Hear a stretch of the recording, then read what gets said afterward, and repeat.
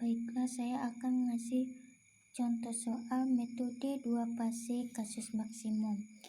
Memaksimumkan Z sama dengan 2x1 ditambah x2 dengan kendala 3x1 ditambah x2 kecil sama dengan 15. Kendala kedua 2x2 ditambah x1 sama dengan 8. Kendala ketiga x1 ditambah 2x2 besar sama dengan 10. Kalau kasus begini kita bisa menggunakan metode kompleks. Fase 1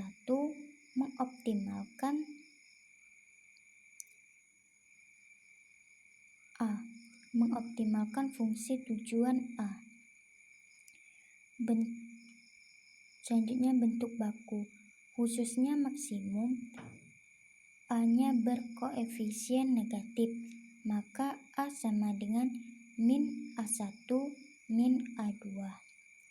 Ada dua variabel artifisial yang muncul karena di kendala 2 dan kendala 3 muncul variabel artifisial. Terus kendala pertama yang ini tambahkan slit sama dengan 15. Yang ini kita tambahkan antifisial sama dengan 8. Terus kalau yang ini kurangkan suklus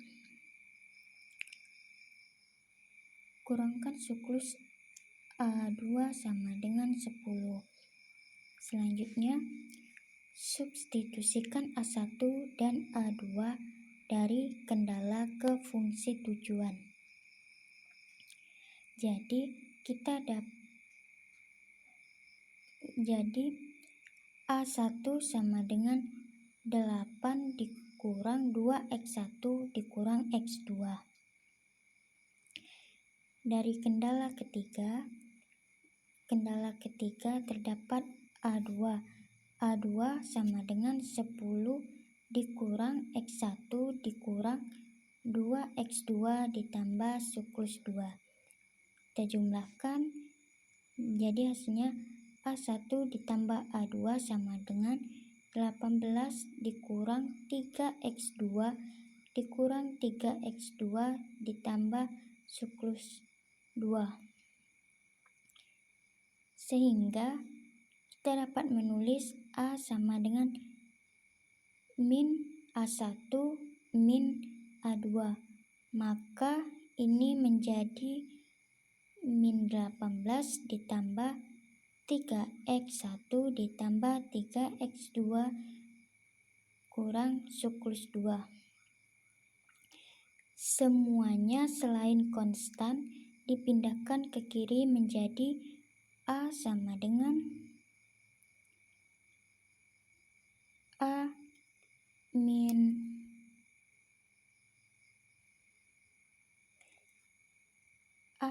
3x1 dikurang 3x2 dikurang suklus 2 sama dengan 18. Min 18 tidak dipindahkan ke kiri karena konstan.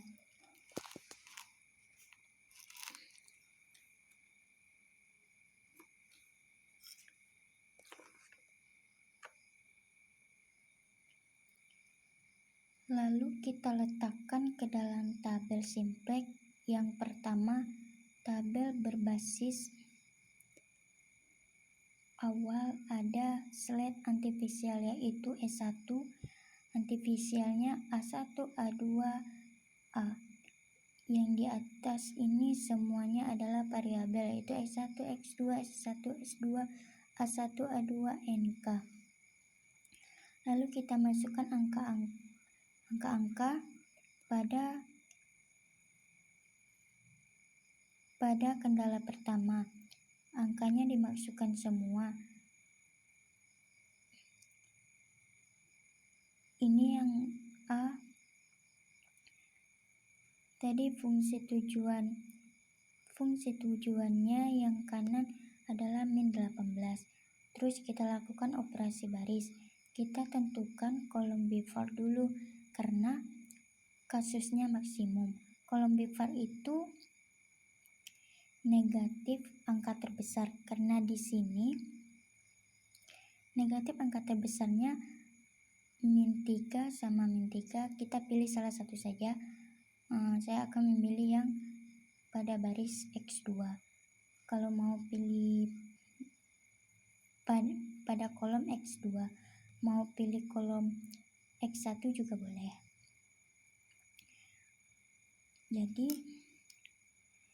kolom before sebelah sini di kolom X2.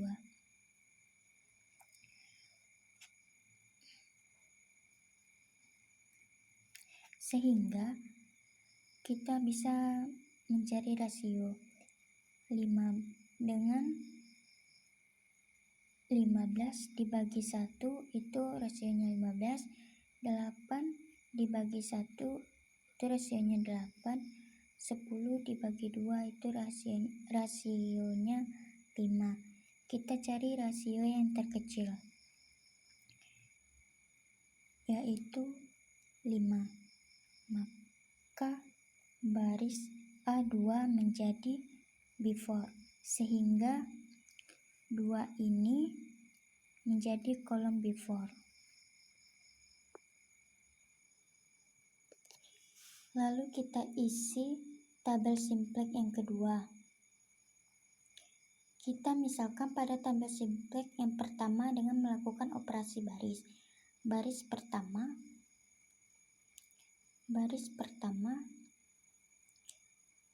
punya rumus B1 min 1/2 B3.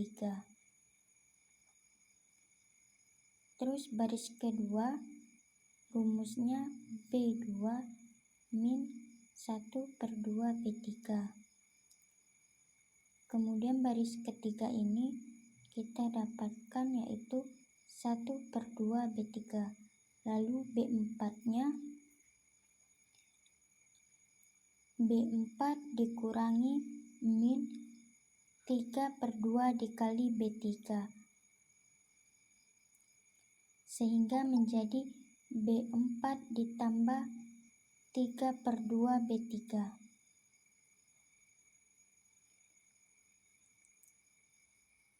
Lalu kita operasi baris. Ini diisi di tabel kedua. Tabel kedua ini belum optimal karena masih ada bertanda negatif.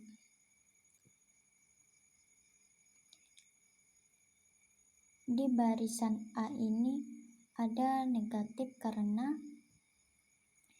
ini kan kasus maksimum. Kasus maksimum akan optimal kalau barisan fungsi tujuannya sudah positif atau 0. Di sini ada 2 negatif, kita pilih negatif angka terbesar, itu min 3/2.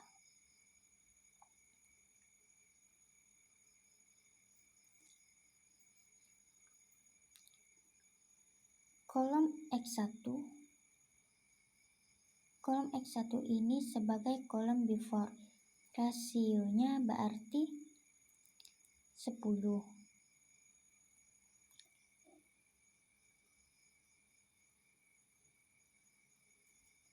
Sebagai rasionya berarti 10 dibagi 5/2. 10 dibagi 5/2 yaitu 20/5, hasilnya adalah 4. Yang baris kedua rasionya adalah 3 dibagi 3/2. 3 dibagi 3/2 yaitu hasilnya 2. Selanjutnya 5 dibagi 1/2 itu rasionya 10. Rasio yang terkecil, maka baris kedua ini adalah barisan before. ini rasio yang terkecil, maka ini disebut dengan barisan before. Lalu kita melakukan perhitungan untuk tabel ketiga. Berdasarkan tabel kedua, rumus-rumusnya adalah untuk barisan pertama yaitu B1 min 5/3 B2. Untuk baris kedua yaitu 2/3 B2. Untuk baris ketiga B3 min 1/3 B2. Dan untuk baris keempat yaitu B4 ditambah B2. Dengan menggunakan rumus ini dengan data tabel sebelumnya, maka didapatlah angka-angka ini. Terus perhatikan di barisan A, nilai kanan atau NK-nya sudah 0. Artinya fase pertama sudah selesai, yaitu mengoptimalkan variabel antiparsial dengan cara membuatnya bernilai 0. Sudah selesai di fase pertama. Sekarang fix ke tabel terakhir di fase pertama. Ini kita dapatkan dari tabel tersebut, didapatkan persamaan S1 dikurang 1/3 S2 sama dengan 5. X1 ditambah 1/3 S2 sama dengan 2. Maka X1 sama dengan 2 min 1/3 S2. X2 min 2/3 S2 sama dengan 4. Maka S2 sama dengan 4 ditambah 2/3 S2. Lalu X1 dan X2 dari kendala itu kita substitusikan ke fungsi tujuan Z. Karena fase kedua ini mengoptimalkan Z. Jadi kita masukkan ke dalam rumus Z sama dengan 2X1 ditambah X2 sama dengan 2, masukkan nilai X1 yaitu 2 min 1/3 S2 ditambah 4 ditambah 2/3 S2. Jadi sama dengan 2 kali 2 4, 2 dikali min 1/3 S2 sama dengan hasilnya min 2/3 S2 ditambah 4 ditambah 2/3 S2. 4 tambah 4 itu hasilnya 8, min 2/3 S2 ditambah 2/3 S2 itu hasilnya 0.